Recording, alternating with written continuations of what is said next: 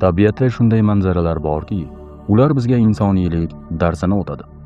Mana qarang, yovvoyi to'ng'iz va mitti mangustlar.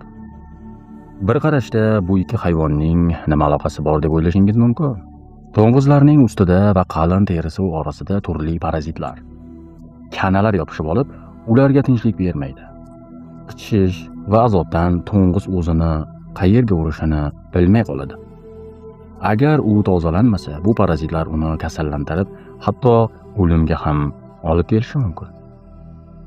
Lekin qarang, bu qanday mo'jizaki, to'ng'iz mangustlarni ko'rishi bilan ularning oldiga borib, xuddi meni qutqaring degandek yotib oladi.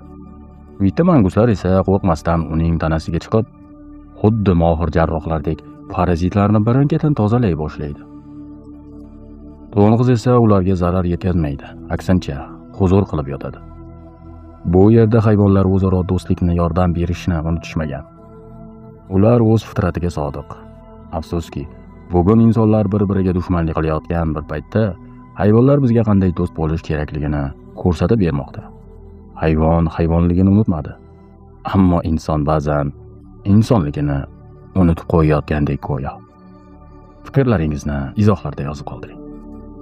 Sog', salomat bo'linglar.